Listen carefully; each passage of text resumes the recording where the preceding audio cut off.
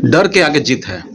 ये आपने भी सुना होगा, क्योंकि डर का एक सीमा होता है। आदमी डरते हुए हमेशा जीता रहता है, लेकिन जब अपने ऊपर के डर को लोग समाप्त कर देता है, तो वह जीत का मार्ग प्रशस्त करने को तैयार हो जाता है। कुछ ऐसा ही हुआ है बिहार के 4 लाख नियोजित शिक्षकों के साथ। वे के पाठक जी से लगातार डरते हुए अपने जीवन को व्यतीत करने के लिए मान चुके थे कि अब हमको डर कर कहीं जीना है, के पाठक के तानाशाही फरमान के अंतर्गत ही जीना है। लेकिन के पाठक की एक गलती ने, के पाठक की एक निर्णय ने, जिसमें उन्होंने एक पत्र लिखा था, उस पत्र के बाद से नज़ारा ही बदल गया। और जो डरे हुए थे शिक्षक, जो डरे समय शिक्षक रहते थे, वह शिक्षक अब लगातार मुर्दाबाद के नारे लगा रहे हैं। और जो एक बड़ी आंदोलन होने वाली है बिहार शिक्षक एकता मंच के बैनर तले, उसके लिए तैयार हो रहे हैं।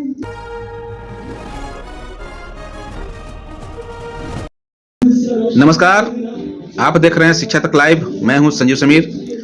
तो आपको बता दें कि आज जो हम विशेष इस वीडियो को बनाने के पीछे कारण है, कई दिनों से मैं वीडियो नहीं बना रहा था, लेकिन शिक्षक आंदोलन को देखते हुए, शिक्षक की जो मान सम्मान की लड़ाई है उसको देखते हुए आज इस वीडियो को बनाने के लिए मैं मजबूर हुआ। शिक्षक का आंदोलन और शिक्षक एकता की जो कमी थी, जिसके वजह से मैं वीडियो बनाने से दूर चल रहा था, आज मुझे लगा कि अब शिक्षक एकजुटता लोग में हो रही है, तो मैं शिक्षकों के सपोर्ट में हमेशा ही आवाज़ बुलंद करता रहा हूँ, आगे भी करूँगा और इस वीडियो के माध्यम से भी करना चाहता हूँ। आप लोग इससे ज़्यादा से ज़्यादा शेयर कीजिए। तो आज जो प्रमुख बातें हैं, जो शिक्षकों के अंदर डर है, वह धीरे धीरे अब समाप्त हो रहा है, आप देख सकते हैं।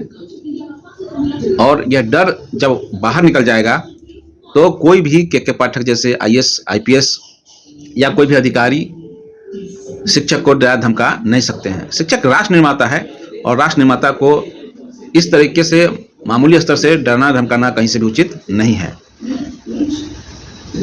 जो शिक्षक आंदोलन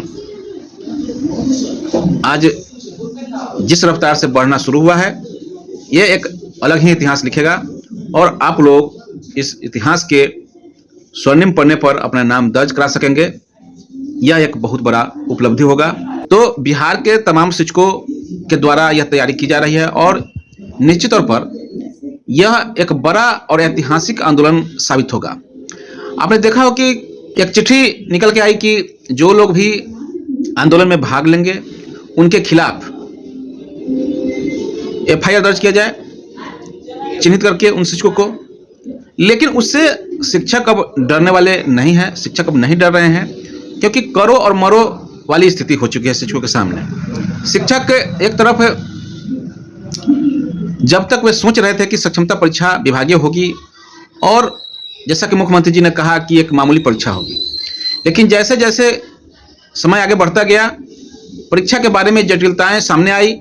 जो फॉर्म भरने का जो तरीका है, उससे माने आप कह सकते हैं कि शिक्षक समझ में उनको आ गया कि कहीं ना कहीं ये फंसाने का काम किया जा रहा है।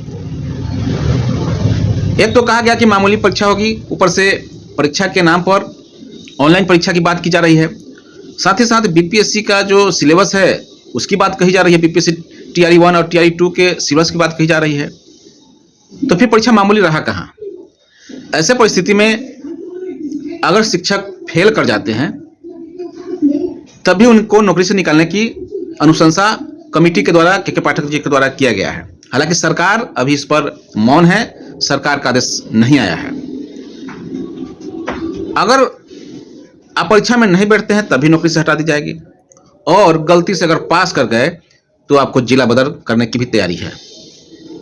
और इन्हीं को देखते हुए बिहार के तमाम 4 लाख शिक्षक और उसके शिक्षक नेतृत्वकर्ता एक साथ बैठ करके, मिल बैठ के सही मायने में शिक्षकों के मसीहा होने का अपना परिचय दिखाया है और सभी लोग मिल करके लड़ने की बात कर रहे हैं और सभी लोग मिल करके लड़ने को तैयार हैं।